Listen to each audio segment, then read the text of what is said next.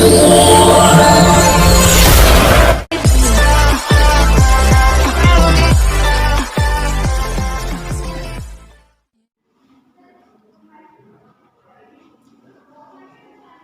हम 10th class की exercise 1.1 का सबसे पहला क्वेश्चन अटेम्प्ट करेंगे 135 और 225। देखो अभी मैंने आपको एक मेथड बताया था यूक्लिड डिवीजन मेथड, उसमें ही एचसीएफ फाइंड करने का तरीका था, बिल्कुल वही प्रोसीजर इसमें फॉलो करना है पूरे में। तो देखिए इसको कैसे सॉल्व किया जाएगा। सबसे पहले मैंने वही बताया था छोटी संख्या और बड़ी संख्या का हिसाब। देखिए तो छोटी संख्या इसमें 135 से हम 225 एंड 225 को डिवाइड करेंगे तो सबसे पहले 135 का टेबल वन टाइम पढ़ने पर 135 बार तक ही जाएगा, क्योंकि दो बार एक्स्ट्रा पढ़ने पर ये 270 बैठेगा, जो कि इससे ज्यादा है, तो हमें इससे कम लेना है। तो इसके बाद हम 135 से कम 35 डिवाइड करने के बाद इसमें से जो रिमाइंडर बचेगा वो बचेगा 90। फिर इस 90 से हम पिछले नंबर यानी 135 को भाग करेंगे उसी तरीके से, तो ये भी एक ही बार डिवाइड होगा। फिलहाल 90 एकम 90 और इसका रिमाइंडर जो बचेगा वो बचेगा 45। इसके बाद हम 45 से 90 को डिवाइड करेंगे तो 45 दूनी 90, इस तरीके से फाइनली ये डिवाइड हो जाएगा 45 से।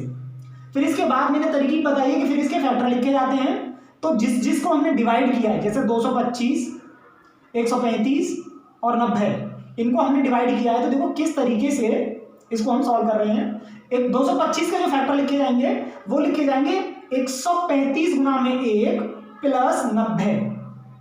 जो रिमाइंडर होता है वो हर बार जोड़ा जाता है। 135 गुना में 1 प्लस 90, तो 135 गुना में 1 प्लस 90। इसके बाद का जो दूसरा प्रोसीजर है वो है 135 के लिए 90 गुना में 1 प्लस में 45, क्योंकि रिमाइंडर इसका 45 है, ये 45।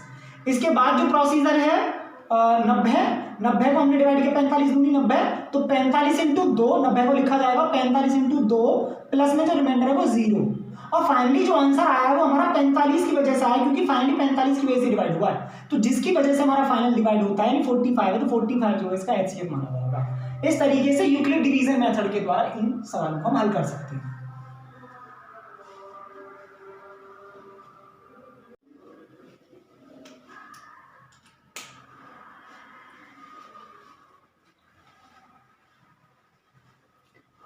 देखिए अब हम दूसरा पॉइंट सॉल्व करेंगे इसका किस तरीके से। देखिए क्वेश्चन फर्स्ट का सेकंड पार्ट, तो देखिए किस तरीके से नंबर है इसके 196,38,220, इससे हम इसको डिवाइड करेंगे।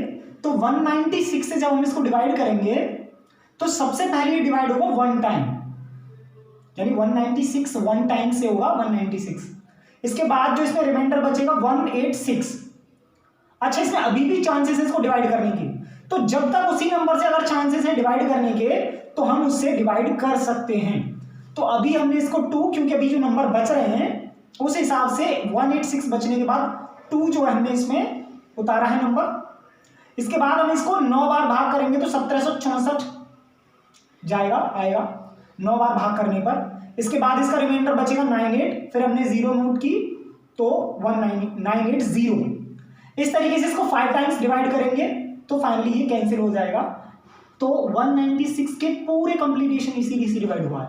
तो इसके जो फैक्टर लिखे जाएंगे वो फैक्टर इस तरीके से लिखे जाएंगे कि इसको जब हम करेंगे तो 196 इंटू 195, इसके जो फैक्टर लिखे जाएंगे 38220 के, तो 196 इंटू 195 प्लस में 0, क्योंकि रिमाइंडर 0 है, और इसी की वजह से इसका आंसर आया। तो फाइनली एचसीएफ इसका 196 ही माना जाएगा।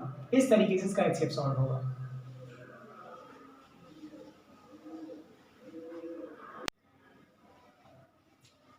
देखिए हम 1.1 का पहले क्वेश्चन का थर्ड पार्ट सॉल्व करेंगे। अब इसमें भी एचसीएफ फाइंड करना है हमें। तो सबसे पहले जो छोटी संख्या है वो है हमारी 255 और जो बड़ी संख्या है 867 यानी 867। 255 से जब इसको डिवाइड करेंगे तो ये 3 बार तक भाग होगा। 3 बार तक डिवाइड जाने पर इसकी वैल्यू जो आएगी वो आएगी 765। 255 3 765। फिर इसमें से जो शेष बचेगा वो बचेगा 102। रिमाइंडर जो बचेगा वो 102 है।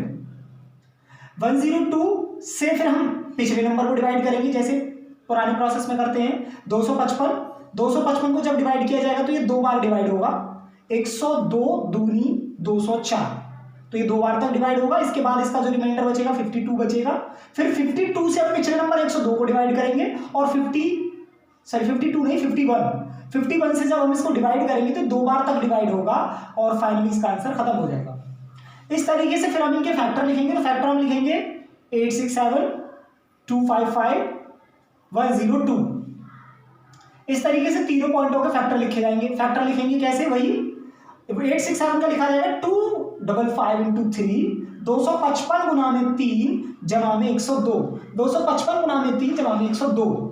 इसके बाद जो फैक्टर लिखा जाएगा 255 का, तो 255 का जो पॉइंट आएगा 102 गुना में 2 102 गुना में 2 प्लस में 51 102 गुना में 2 प्लस में 51 इस तरीके से आएगा ये। इसके बाद का जो प्रोसीजर है 102 का फैक्टर लिखा जाएगा तो 51 गुना में 2 यानी 51 इंटू 2 51 गुना में 2 प्लस में 0। इस तरीके से हमारा जो फैक्टर है हो जाएगा। फैक्टर होने के बाद हमारा जो आंसर आया वो 51 की वजह से आया, तो एचसीएफ जो माना जाएगा वो 51 माना जाएगा। इस तरीके से क्वेश्चन नंबर फर्स्ट कंप्लीट होता है।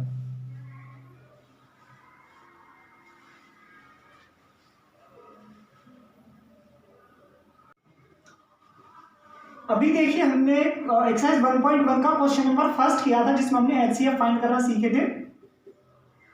उसी की तरीके से मैंने कुछ प्रैक्टिस क्वेश्चन बनाए हैं, इनको आप खुद सॉल्व कीजिए।